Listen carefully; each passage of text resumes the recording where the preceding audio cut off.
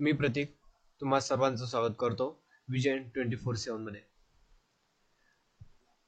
तर आजचा आपला जो टॉपिक आहे तो आहे digestive system. It is related to the food and nutrition. तर डायजेस्टिव्ह सिस्टम एक essential component of our body, essential system of our body.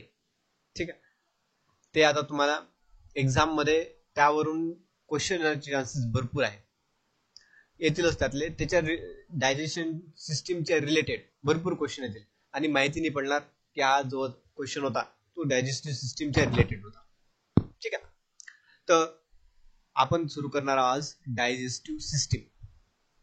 त्यामध्ये पहिली स्लाइड पहा. What is digestive system?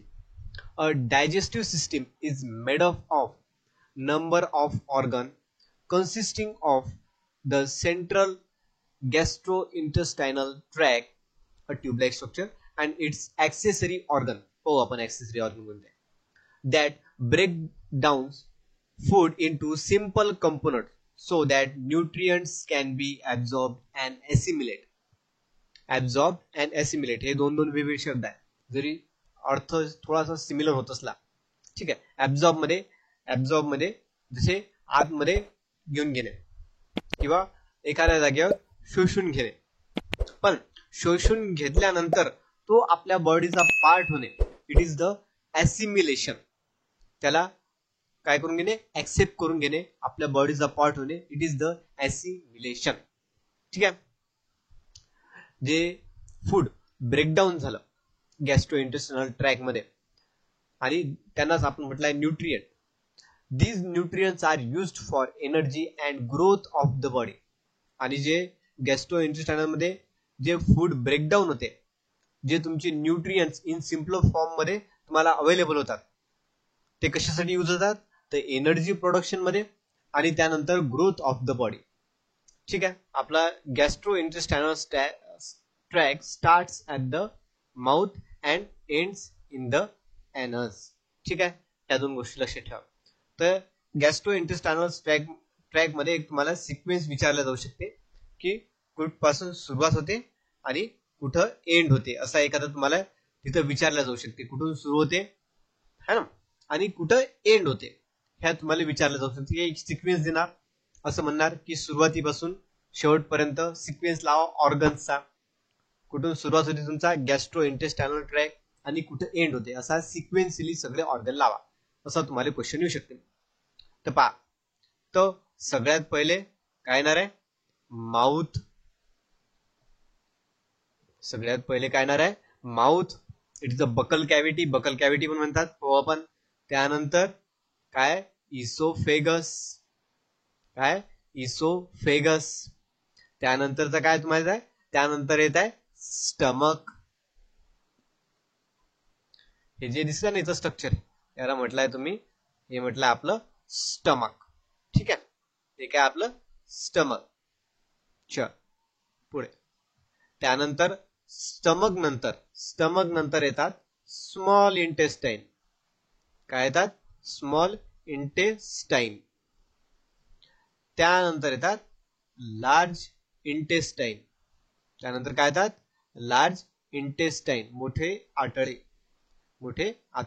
त्यानंतर येतो तुमचा रेक्टम किंवा ऍनल रिजन, ज्याला तुम्ही ऍनस म्हटलेला आहे. ठीक आहे, हे तुमचे बॉडी पार्ट दिसतात सगळे. हे जे आहे mouth it is called as the buccal cavity.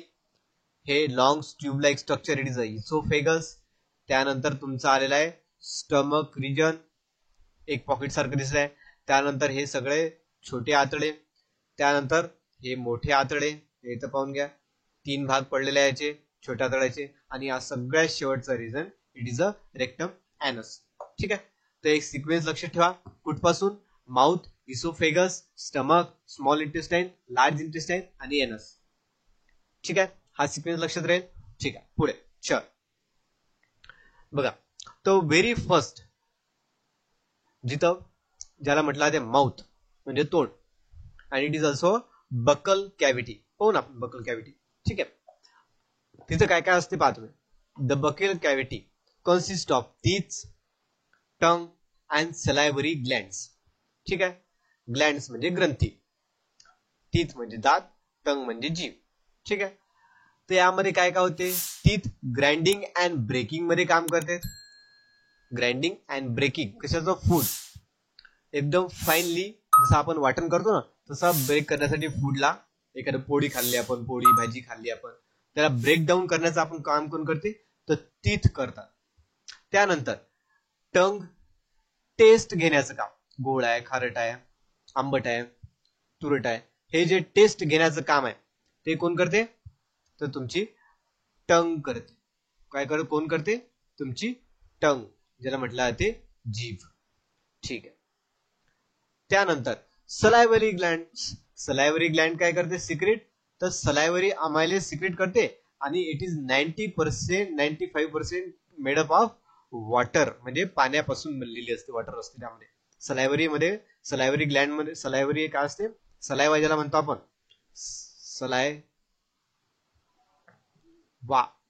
सलायव्हरी Gland secret saliva. सलायवामध्ये काय असते, 90% वॉटर असते आणि इट मॉइश्चरायझेस, म्हणजे वेट करते कशाला, तर आपल्या फूडला. ठीक आहे. फक्त वेट करण्याचं काम नाही करत, त्या सलायवामध्ये अजून तुमचे एन्झाईम कोणते प्रेझेंट असते सलायवामध्ये, तर सलायव्हरी अमायलेज. सलायव्हरी अमायलेज. अजूनही कितीही प्रोसेस असतील यामध्ये तरी आपण ऑन पॉइंट घेतात की एक्झाम रिलेटेड काय येणार आहे. तसं म्हटलं तर पूर्ण एमबीबीएसचा मेडिकलचा सिलेबस पडलेला आहे डायजेस्टिव्ह सिस्टीम शिकण्यासाठी, पण ऑन पॉइंट आपण घेतो की एक्झाम मध्ये कोणते पॉइंट येऊ शकतात आणि मिनिमम याच्यात कमीत कमी शब्दात. ठीक आहे. मॉइश्चराइज करते, ओला होता फूड, समजा कोरडी असलं तर. त्यानंतर सलायव्हरी अमायलेज, एन्झाईम कोणते आहे, सलायव्हरी अमायलेज. सलायव्हरी अमायलेज काय करते, ब्रेक डाऊन द स्टार्चेस, म्हणजे काय करते, तर जे मोठे स्टार्चेस असते, पीठ वगैरे जे आपलं म्हणतो त्याला शुगर मध्ये कन्वर्ट करण्याचं काम करते. सिंपल शुगर, कशामध्ये, तर सिंपल शुगर मध्ये. ठीक आहे. ग्लुकोज वगैरे झाले आपले, त्याला कन्वर्ट करण्याचं काम कोण करते, तर सलायव्हरी अमायलेज. ठीक आहे. तर सलायव्हरी अमायलेज हा काय असते, एक एन्झाईम असते which break down the starches. तुम्ही थोड्या वेळ काही एखादी पोळी खा, थोड्या वेळ तुम्ही चावत बसा, थोड्या वेळानंतर ते पोळी गोड लागायला लागते. ते कशामुळे, ते सलायव्हरी अमायलेज काय करते, त्या स्टार्चला जे टेस्टलेस असते, पीठ जे असते ना ते टेस्टलेस असते, त्याला टेस्ट नसते कोणती, तर त्याला ब्रेकडाऊन करते सिंपल शुगर मध्ये, जसं ग्लुकोज. तर ग्लुकोज गोड असते तर आपल्याला ते पोळी गोड लागायला लागते. त्यानंतर सलायव्हरी अमायलेज मध्ये काय असते, लायझोझाईम असते. लायझोझाईम एन्झाईम नाही आहे, एक बॅग असते छोटीशी पिशवी सारखी, आपण सुसाइड बॅग म्हणून म्हणतो. तर लायझोझाईम पण असतं तुमच्या सलायवामध्ये. तर त्याचं काम काय, न्यूट्रलायझेस, म्हणजे बॅक्टेरियाला किल करण्याचं, viruses other organism, micro organism, त्यांना किल करण्याचं काम कोणाचं आहे, तर सलायव्हरी त्या लायझोझाईमचं आहे. सलायवामध्ये लायझोझाईम आणि काय असते प्रेझेंट, तर सलायव्हरी अमायलेज प्रेझेंट असते. ठीक आहे. हे लक्षात ठेवायच्या गोष्टी. काय काय प्रेझेंट असते सलायवामध्ये, 90% वॉटर असते. त्यानंतर जे काही असणार दुसरा उरलेला त्यामध्ये सलायव्हरी अमायलेज आणि लायझोझाईम असतात. सलायव्हरी अमायलेज काय करतात, the break down the starch, break down करतात स्टार्च इंटू सिंपल शुगर्स, जसं फॉर एक्झाम्पल ग्लुकोज. आणि लायझोझाईम काय करतात, neutralizes bacteria, viruses and other micro organism. ठीक आहे. एवढंच. चलो नेक्स्ट स्लाइड. त्यानंतर तुमचं बकल कॅव्हिटी नंतर, बकल कॅव्हिटी नंतरचा तुमचा दुसरा इम्पॉर्टंट ऑर्गन आहे त्या इसोफेगस. इसोफेगस काय आहे, तर लॉंग ट्यूब आहे. कशाची, long tube, like muscle structure.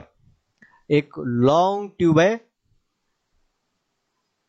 आणि it is made up of muscle, म्हणून मसल स्ट्रक्चर. काय करते ते इसोफेगस, तर carries chewed food to the stomach. म्हणजे आपण जे फूड ग्राइंड केलाय, जे आपण फूड त्याचं चावलेलं आहे आपण चांगल्या तऱ्हेनं, ते कुठून नेण्याचं काम करत आहे, टू द स्टमक. फक्त एक लॉंग ट्यूब आहे, एक लॉंग ट्यूब आहे. ते कुठून पासून जाते, तर माउथ पासून तर तुमच्या स्टमक पर्यंत. कुठपर्यंत जाते ते, तर माउथ पासून तर स्टमक पर्यंत. आणि त्या दरम्यान त्या मुवमेंटले काय म्हटलं जाते, तर पेरिस्टाल्सिस. त्याला काय म्हटलं जाते, पेरिस्टाल्सिस. पेरिस्टाल्सिस कसा होते, हे तुमचं माउथ समजा, हे थोडंसं खाल्लं तुम्ही, हे बल्जिंग आणि हे बल्जिंग, हे जे मोठी मोठी दिसत आहे इथं तुमचा फूड, जो तुमचा बोलस आहे, जे फूड तुम्ही फूड बोलस, जे खाल्लेला गोळा आहे फूडचा तो इथं आलाय. आता या गोळ्याला पुढं न्यायचं आहे, या गोळ्याला पुढं न्यायचं आहे. तर काय होते, जे मागचे मसल असतात, जे मागचे मसल असतात ते काय होतात, कॉन्ट्रॅक्ट होतात, कॉन्ट्रॅक्ट होतात, श्रिंक होतात, असे दाबल्या जातात. आणि फूड जो बोलस आहे तो समोर सरकतो. आणि समोरचे जे मसल असतात ते काय होतात, रिलॅक्स होतात, खुलून जातात. तर इझिली बोलस कसा मागून पुढे जाणार तुमचा. त्यानंतर अजून असं पहा, हा तुमचा बोलस पुढे गेला. त्यानंतर अजून तेच प्रोसेस, हे समोर गेल्यानंतर अजून इथं काय होणार, कॉन्ट्रॅक्शन, आणि इथं काय होणार, रिलॅक्सेशन. समोरच्या साईडला कुठून जात आहे फूड, फूड या दिशेतून या दिशेकडे, म्हणजे माउथ कडून कुठे जात आहे, तर तुमच्या स्टमक कडे जात आहे. आणि that movement is called as the peristalsis. काय म्हटलं आपण त्या मुवमेंटले, तर पेरिस्टाल्सिस. काय होत आहे, तर मागचे मसल जे बोलस आहे, जिथं आपला बोलस जिथं म्हणजे जिथं फूड आहे आपलं, त्याच्या मागचे मसल्स काय होत आहेत, तर कॉन्ट्रॅक्ट होत आहेत. समोरचे मसल्स रिॲक्ट होत आहेत. तर मागचे मसल कॉन्ट्रॅक्ट झाल्यामुळे काय होत आहे, तो फूडचा जो गोळा आहे तो पुढे सरकत आहे. आणि समोरचे मसल तरी रिलॅक्स आहेत, म्हणजे थोडं समोर जायला त्याला जागा आहे. तसंच बोलस समोर गेला, त्यानंतर काय झालं, अजून परत जे मसल आधी रिलॅक्स होते ते कॉन्ट्रॅक्ट झाले, आणि जे त्याच्या समोरचे मसल होते ते रिलॅक्स झाले, ते रिलॅक्स होते असं समजा. ठीक आहे. तर असं तुमचं हे जे मुवमेंट आहे, एक प्रकारे तुम्ही पहा की साप कसा गिळते. सापाने जर उंदीर खाल्ला किंवा बेंडू खाल्लं तर त्याला कसं गिळते पहा तुम्ही. ते जे मुवमेंट आहे ना, ते पेरिस्टाल्सिस सारखी असते मुवमेंट. आणि हे जे मुवमेंट आहे पूर्ण all throughout the gastrointestinal tract होते. असं नाही की इसोफेगस मध्येच होते म्हणून, पण इसोफेगस पासून आपण सांगायला सुरुवात केली आहे, तर पहिलेच आपण ती मुवमेंट घेऊन घेतली. तर मुवमेंट कोणती होते, तर पेरिस्टाल्सिस. यामध्ये कोणताही एन्झाईम नाही, काहीच नाही, सरळ सरळ. ठीक आहे. इसोफेगस काय असते, long tube like muscle structure, एक मसलची लॉंग ट्यूब बनलेली असते. It carries chewed food to the stomach. ठीक आहे. आणि त्याच बाजूला एक विंड पाईप असते, तो आपला काय करते, तो एअर कॅरी करते टू द लंग्स. पण आपण त्याची गोष्ट नाही करताय, आता आपण गोष्ट करताय इसोफेगसची. इसोफेगस काय करते, carries chewed food to the stomach. आणि त्या मुवमेंटला काय म्हटलेलं आपण, पेरिस्टाल्सिस. ठीक आहे, एवढं लक्ष ठेवायचं. हे पेरिस्टाल्सिस वर क्वेश्चन विचारू शकता. ठीक आहे. पुढचा पॉइंट तुमचा पहा, तर स्टमक. इसोफेगसने फूड कुठं नेलं, तर स्टमक मध्ये. तो next point is stomach. A sac, a bag like structure. A sac म्हणजे bag like structure at the end of the oesophagus. Oesophagus जिथं संपते तिथं एक bag like sac like structure असते, त्याला म्हटलं जाते स्टमक. ठीक आहे. स्टमकचं काम काय, तर जे फूड तिथं आलेलं आहे त्या फूडला ब्रेकडाऊन करण्याचं काम, पचवण्याचं काम तिथं आहे. ठीक आहे. तर इथं पहा, मोस्टली तिथं एन्झाईम्स, हार्मोन्स आणि तिथं गॅस्ट्रिक ज्यूस आपल्याला पाहायचे. ठीक आहे. तर 3 प्रकारच्या मेथड आहेत तिथं, फेजेस आहे आपल्या इथं. पहिली म्हणजे सेफॅलिक. सेफॅलिक म्हटलं कुठे, तर मेंदू हा शब्द तुम्हाला लक्षात आला पाहिजे. It is something to do with the brain. तर cephalic already promote the secretion of gastric juice, है ना. The cephalic phase already promotes secretion of gastric juice. ठीक आहे. It is called as the cephalic phase. तर cephalic phase मध्ये काय होते, मेंदूची समजा कोणी समोरचा माझा चिंच खात आहे, समोर मी बघितलं एखादा तो चिंच खात आहे, तर माझ्या तोंडात ऑलरेडी पाणी येते. पाणीपुरी दिसली तर ऑलरेडी माझ्या तोंडात पाणी येते, आहे की नाही. तसं तर हे कसं आहे, एक सेन्सरी रिस्पॉन्स आहे. मला वास आला कशाचा, मी टेस्ट घेतला कशाचा, की मला दिसत आहे, है ना. तर ते काय म्हणणार आहे मी, इट इज कसं आहे, सेन्सरी रिस्पॉन्स. आणि तो सेन्सरी रिस्पॉन्स मध्ये कोण घेण्याचं काम करते, तो मेंदू घेण्याचं काम करते. आणि जे नर्व आहे, जे कंट्रोल करण्याचं काम करते कशाले, तर secretion of gastric juices, it is called as the vagus nerve. काय म्हणता येईल, वेगस नर्व. ठीक आहे. काय म्हटलंय, वेगस नर्व. त्या वेगस नर्व सांगणार की समोर फूड आहे बा, जेवण आहे बा, पहिलेच तयारी करून ठेवा. पहिलेच ऍसिड म्हणजे एससीएल, आपल्या स्टमक मध्ये काय असते, एससीएल असते आणि एन्झाईम्स असतात. तर आपल्या ब्रेनला सांगून देते. आपल्या ब्रेनला ऑलरेडी सांगून, आपलं ब्रेन काय करते, स्टमकला सांगून देते ऑलरेडी की HCl आणि एन्झाईम्स, जे डायजेस्टिव्ह एन्झाईम आहे ते सिक्रीट कर. त्याला म्हटलं जातं आपण सेफॅलिक, त्याला काय म्हटलं आपण, सेफॅलिक फेज. ठीक आहे. त्यानंतर सेकंड फेज असते गॅस्ट्रिक फेज. हे कधी आले, जेव्हा फूड फुटालाय तुमच्या स्टमक मध्ये, म्हणजे तुम्ही फूड खाल्लं आणि तुमच्या स्टमक मध्ये आलं. As food enters gastrin, gastrin एक हार्मोन असते, कुठं असते तुमचा, तर स्टमक मध्ये, promotes gastric juice secretion, gastric ज्यूसचं सिक्रिशन करते. तर गॅस्ट्रिक ज्यूस मध्ये काय असते, ऍसिड असते. ऍसिड कोणतं, ते HCl. आणि पीएच काय असते, तर 2. तो it is a low pH. Low pH means highly acidic. Low pH means highly acidic. ठीक आहे. तुम्हाला पीएच स्केल माहित असणार. 7च्या वरते 8, 9, 10, 11, 12, 14 पर्यंत इट इज बेसिक अल्कलाइन, आणि 7च्या खाली 1 पर्यंत इट इज ऍसिडिक. ठीक आहे. त्यानंतर एन्झाईम्स कोणकोणते असतात तुमच्या गॅस्ट्रिक ज्युसेस मध्ये, लक्षात ठेवा. स्टमक मध्ये पेप्सिन काय करते, पेप्सिन काय करते, तो प्रोटीन डायजेशन करते. रेनिन काय करते, तर ते पण प्रोटीन डायजेशन मध्ये काम करते, खास करून जे मिल्क मधले प्रोटीन असतात. गॅस्ट्रिक लायपेज, लायपेज हा शब्द तुम्हाला आला की it is about the lipids. Lipids म्हणजे आपले ऑइल फॅट वगैरे जे आले ते. Amylase, it is gastric amylase, म्हणजे कशाला अमायलेज आपण मगाशी पाहायला आपण काय, तर स्टार्च ब्रेकडाऊन करते इनटू सिंपल.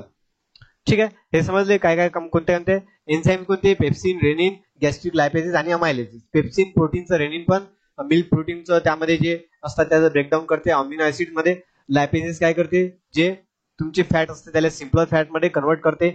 त्यानंतर अमायलेज, अमायलेज म्हणजे जे स्टार्चला कन्वर्ट करते इनटू द सिंपल ग्लुकोज. ठीक आहे. त्यामध्ये पहा परायटल सेल्स आणि चीफ सेल आपल्याला लक्षात ठेवायचं.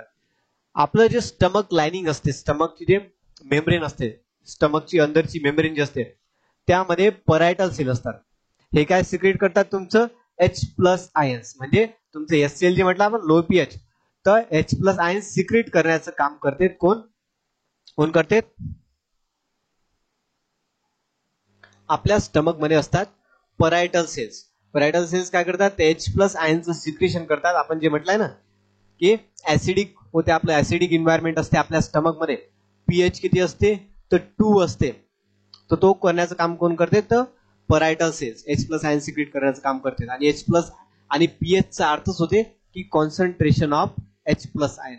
ठीक आहे. Minus log of H+ ions. ठीक आहे. पीएच ची डेफिनेशन आहे ते. त्यानंतर चीफ सेल्स, चीफ सेल्स काय करते, तर एन्झाईम सिक्रेशनचं काम करते. कोणते, जे वरती सांगितलेले आहे पेप्सिन वगैरे जे म्हटलं मी, पेप्सिन एन्झाईमचं सिक्रेशनचं काम कोण करते, तर चीफ सेल करते. हे 2 गोष्टी लक्षात ठेवायच्या, एक्झाम मध्ये येऊ शकतात. एक म्हणजे परायटल सेल जे H+ आयन सिक्रेट करते आणि जे स्टमकचं एन्व्हायरमेंट असते त्याला ऍसिडिक करण्याचं काम करते. त्यानंतर चीफ सेल काय, एन्झाईम सिक्रेटिंग सेल्स आहेत. ते कोणतं एन्झाईम सिक्रेट करते, तर पेप्सिन. ठीक आहे, पेप्सिन. आणि पीएच चा फॉर्म्युला काय तुम्हाला माहित आहे का, pH is equal to negative log of H+ ion concentration. हा पण फॉर्म्युला तुम्ही लक्षात ठेवू शकता. ठीक आहे. चलो नेक्स्ट, एक इम्पॉर्टंट सूचना द्यायची तुम्हाला, महत्वाची सूचना आहे. जे विजन 24 आपलं इन्स्टिट्यूट त्यांनी कोर्सेस लॉन्च केले, वरिष्ठ तांत्रिक सहाय्यक आणि विश्लेषक रसायन शास्त्रज्ञ. तुम्ही पाहू शकता 1600 मध्ये बॅच आहे. लाईव्ह प्लस रेकॉर्डेड लेक्चर्स आहेत. त्यानंतर डाऊट सॉल्विंग सेशन पण होणार आहेत. डाऊट सॉल्विंग, काही डाऊट असतील जेव्हा लाईव्ह आणि रेकॉर्डेड लेक्चर्स तुम्ही पाहता, त्यानंतर तुमच्याजवळ जे काही क्वेश्चन असतील त्या क्वेश्चन आम्ही डाऊट सॉल्विंग सेशन मध्ये घेऊन घेऊ. नक्कीच एक्सपिरियन्स टीचर आहे आपल्याकडं 5 टीचर आहेत, प्रत्येक जण त्याच्या फील्डमध्ये. माझं बायोकेमिस्ट्री फील्ड आहे, बायोलॉजी असो, मी नेट सेट गेट आहे. त्यानंतर MCQ सॉल्विंग सेशन आहे, भरपूर MCQ आहेत आपल्याकडं, एवढे की टाइम मिळणार नाही, पण MCQ संपणारच नाही, एवढे मोठे MCQ आहेत आपल्याकडं, भरपूर MCQ असं म्हटलं चालते. ठीक आहे. PDF नोट्स पण मिळून जातील, त्याची तुम्हाला आता शिकवण्यात आहे. त्यामध्ये थोडंसं अजून काही पॉईंट ऍड करून किंवा थोडंफार एक्स्ट्रा त्यामध्ये ऍड करून तुम्हाला PDF नोट्स पण मिळून जातील आणि पीपीटी पण हे मिळून जाईल तुम्हाला. ठीक आहे. कोणतं तुम्ही जर कोर्स घेसाल वरिष्ठ तांत्रिक सहाय्यक प्लस विश्लेषण रसायनशास्त्रज्ञ गट ब हे जर तुम्ही घेसाल तर 1600 मध्ये. ठीक आहे. ओनली 1600 सगळ्यात स्वस्त बॅच. ठीक आहे. पुढच्या याच्यात पाहून घ्या तुम्ही वरिष्ठ तुम्हाला जर वाटत असेल की मी एकच घ्या फक्त वरिष्ठ तांत्रिक सहाय्यक मी एकच फॉर्म भरला आणि मी याचाच अभ्यास करताय तर त्याची 1500 रुपीज मध्ये आहे. ठीक आहे. त्यामध्ये पण same live recorded lectures doubt solving MCQ पण आहेत आणि पीडीएफ नोट्स पण आहेत. पण जे इकॉनॉमिकली जर मॅथ केलं थोडंसं तुम्ही तर पाहू शकता कोणती कोर्स तुमच्यासाठी सुटेबल राहणार तुम्ही चेक करून घेऊ शकता. ठीक आहे. त्यानंतर पुढे पाहू आपण. ठीक आहे. त्यानंतर तुमचं फूडचं डायजेशन झालं बाय द गॅस्ट्रिक ज्यूस, फूडचं ब्रेकडाऊन झालं. त्यानंतरचा जो पार्ट आहे फूडचा नेक्स्ट स्टॉप आहे स्मॉल इंटेस्टाइन्स. स्मॉल इंटेस्टाइन काय long muscular tube in a gastro intestinal tract. It is the longest tube आहे, लॉंगेस्ट मस्क्युलर ट्यूब आहे इसोफेगस पेक्षा मोठी. It is divided into 3 parts duodenum, jejunum आणि ileum. Ileum is the longest. हे लक्षात ठेवायचं. सरळ अप टू द पॉइंट. ठीक आहे. जो सगळ्या आधीचा रिजन असणार त्याला डिओडेनम म्हणतात, नंतरच्या पार्टला जेजुनम म्हणतात, इलियम म्हणतात. ते आपल्याला काही घेणे नाही. 18 फुटाचा 20 फुटाचा आतला ते आपल्याला काही घेणं देणं नाहीये. सरळ it is divided into 3 parts duodenum, jejunum आणि इलियम. नाव माहिती असलं पाहिजे. Ilium is the longest. संपलं. ठीक आहे. डिओडेनम बद्दल आपल्याला सगळ्यात जास्त वाचायचं आहे. Duodenum is a most important आणि most active part of your small intestine. ठीक आहे. डिओडेनम मध्ये काय होते बघून घ्या. तर digestive hormones and enzyme secreted from liver, gall bladder and pancreas. आता हे 3 काय आहेत लिव्हर, गॉल ब्लॅडर आणि त्यानंतर तुमचा आहे pancreas. These are accessory organs. तुम्ही पाहिला तिथं सुरुवातीला डेफिनेशन होती त्यामध्ये. हे डायरेक्टली पार्ट घेत नाही पण इनडायरेक्टली हेल्प करते by secreting their juices. Gall ब्लॅडरचा ज्यूस कोणता असते. लिव्हर काय करते. लिव्हर सिंथेसाइज करते बाईल ज्यूस आणि तो स्टोअर केला जाते गॉल ब्लॅडर मध्ये. It is a storing. Gall bladder काय it is a more like a storing place for. आणि पॅनक्रियाटिक ज्युसेस काय करते सिक्रेट करते पॅनक्रियाटिक ज्युसेस. ठीक आहे. आपण ते पाहू. ठीक आहे. पुढे या. तर डिओडेनम मध्ये काय होतं तुमचं डायजेस्टिव्ह हार्मोन सिक्रेट होता आणि enzyme secreted from the liver, gall bladder आणि पॅनक्रियाज. ठीक आहे. तिन्ही याचं मिक्सचर कुठं होणार तुमच्या डिओडेनम मध्ये. डिओडेनम मध्ये आल्या काय होते तर कोलेसायटोकायनिन्स काय करते कॉन्ट्रॅक्शन म्हणजे गॉल ब्लॅडर जे असते तुमची अशी बॅग, गॉल ब्लॅडर बॅग असते ना तर त्यामध्ये भरलेलं असते तुमचं बाईल लिक्विड. या गॉल ब्लॅडरले असं दाब कॉन्ट्रॅक्शन करते. त्यामुळे यामध्ये जे पण बाईल असते ते बाईल ज्यूस कुठे येऊन जाते तर तुमच्या डिओडेनम मध्ये येऊन जाते. कुठे येऊन जाते तर डिओडेनम मध्ये. ठीक आहे. हे लक्षात ठेवा. पुढे कोलेसायटोकायनिन्स लक्षात ठेवायचं. Construction of gall bladder. ठीक आहे. कॉन्स्ट्रक्शन ऑफ गॉल ब्लॅडर झालं काय आलं बाईल ज्यूस तुमचा डिओडेनम मध्ये आला. मग बाईल ज्यूस काय तर bile juice by gall bladder it is alkaline in nature. Alkaline म्हणजे कसा 7 पेक्षा जास्त पीएच असणार 8, 9, 10. It is alkaline in nature म्हणजे कसा असणार हाय पीएच असणार त्याचा. स्टमक मध्ये एन्व्हायरमेंट कसं होतं तर लो पीएचचं होतं म्हणजे ऍसिडिक होतं. आता ऍसिडिक एन्व्हायरमेंट आलं तर ऍसिडिक एन्व्हायरमेंट जे ऍसिडिक आहे ज्यूस तो ऍसिडिक ज्यूस काय करू शकते तर इंटेस्टायनल लाइनिंगले हार्म करू शकते. इंटेस्टायनल लाइनिंग खराब होऊ शकते, अल्सर होऊ शकते इंटेस्टाइनचे. तर तिथं काय आहे ते अल्कलाइन नेचरचा गॉल बाईल आणि अल्कलाइन आणि ऍसिड आणि अल्कलाइन तिथं जॉईन होऊन काय न्यूट्रल होऊन जाते पीएच. काय होऊन जाते तर न्यूट्रल पीएच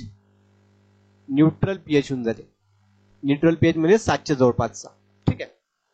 त्यानंतरचा दुसरा हार्मोन पहा तिथं secretin promotes release of alkaline pancreatic fluid. काय करताय secretin promotes release of alkaline pancreatic fluid. Pancreatic fluid मध्ये पॅनक्रियाटिक डायजेस्टिव्ह एन्झाइम असतात. ठीक आहे. पाहू आपण. पॅनक्रियाज काय करते कोलेस्ट्रॉल इस्टरेज. पॅनक्रियास काय सिक्रेट करते? कोलेस्ट्रॉल इस्टरेज, अमायलेज आणि प्रोटीएज. कधी? जेव्हा सिक्रिटीन काय करते? प्रमोट करते. सिक्रिटीन काय प्रमोट करते? तर सिक्रेशन ऑफ कोलेस्ट्रॉल इस्टरेज, अमायलेज आणि प्रोटीएज. ठीक आहे. त्यानंतर एक लक्षात ठेवायचं, bile juice is important for fat digestion. जे आपले लिपिड आहेत ना, डायजेशन साठी. कसं? तर इमल्सिफिकेशन मुळे. इमल्सिफिकेशन माहिती आहे तुम्हाला, की जे फॅट असते ते वॉटर सोल्युबल नसते. तर एक असा मॉलिक्यूल इमल्सिफायर ज्याला म्हणतात, तो मॉलिक्यूल फॅट सोबत जॉईन होते आणि वॉटर सोबत पण जॉईन होते. आणि it is then fat is soluble and it is get absorb. ठीक आहे. It is get absorb. तर इमल्सिफिकेशन प्रोसेस. तो कोणता? जे बाइल ज्यूस असते तो काय करते? Important for the fat digestion and कसं? तर by emulsifying it and it get absorb. Emulsification important असते, हे लक्षात ठेवायचं. ठीक आहे. पुन्हा लिहून घ्या, स्क्रीनशॉट मारू शकता थोडंसं तुम्ही मागे जाऊन. ठीक आहे. पुढे चलो नेक्स्ट. 3 पार्ट सांगितले होते मी तुम्हाला. एक डिओडेनम, जेजुनम आणि इलियम.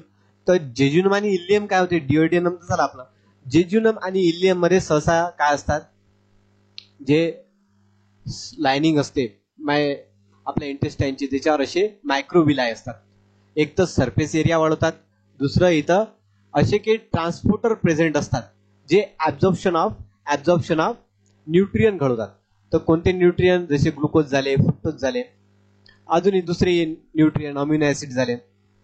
तर इथं आपण जो एक्झाम रिलेटेड आहे तो एक्झाम मध्ये येऊ शकते. आणि एक इम्पॉर्टंट टॉपिक आहे, तो आहे ग्लूट. ग्लूटचा अर्थ होते ग्लुकोज ट्रान्सपोर्टर.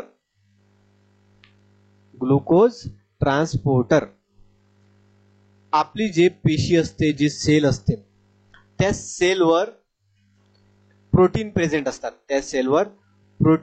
असतात. त्यांना म्हणतात ग्लूट. आणि ग्लूटचं काम काय असते? ग्लुकोजला सेलच्या आतमध्ये घेणं.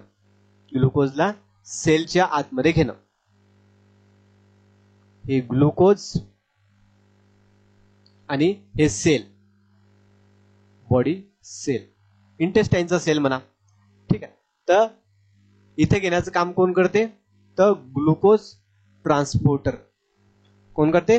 तर ग्लुकोज ट्रान्सपोर्टर. आणि त्यांनाच म्हटलं जाते ग्लूट्स.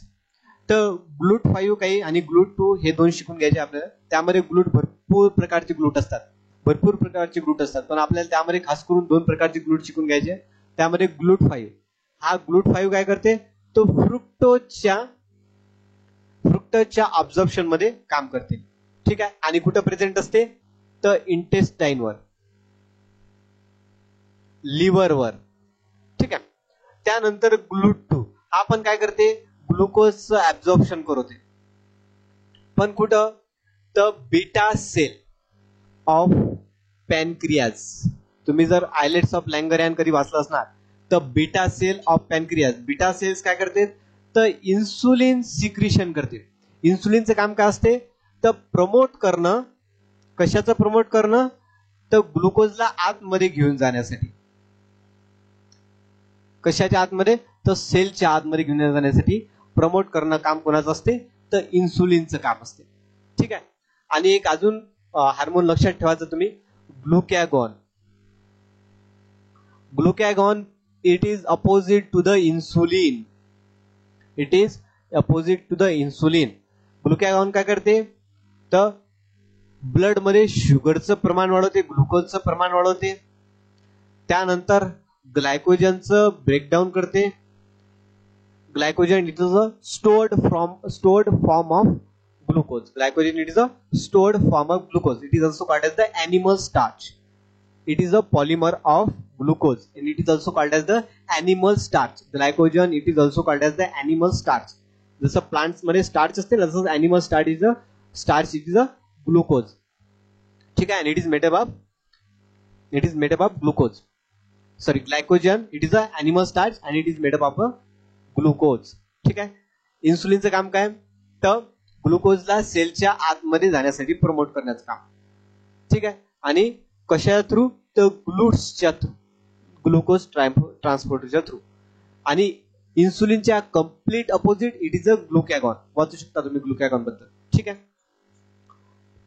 पुढे एक अजून गोष्ट सांगितली, glucagon it is secreted by the A cell, alpha cell of pancreas. ठीक आहे, ते लक्षात ठेवा. त्यानंतर आता डायजेशन झालं इंटेस्टाईन मध्ये, जेजुनम पार केलं फूडनी, त्यानंतर इलियम पार केलं. आता at the end of ileum संपत आलाय, त्यानंतर सुरुवात होते कशाची, तर लार्ज इंटेस्टाईनची. कशाची सुरुवात होते, तर लार्ज इंटेस्टाईनची. आणि लार्ज इंटेस्टाईनला कलोन पण म्हटलं जातं. काय म्हटलं तर कलोन. ठीक आहे. Pouch at the end of the small intestine it is caecum. ठीक आहे. Pouch at the end of the small intestine it is called as the caecum. त्यानंतर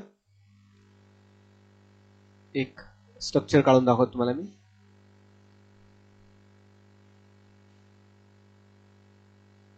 मोठा मोठी स्ट्रक्चर, ड्रॉइंग जरी एवढी चांगली नसली माझी तरी मोठा स्ट्रक्चर एक असं असते.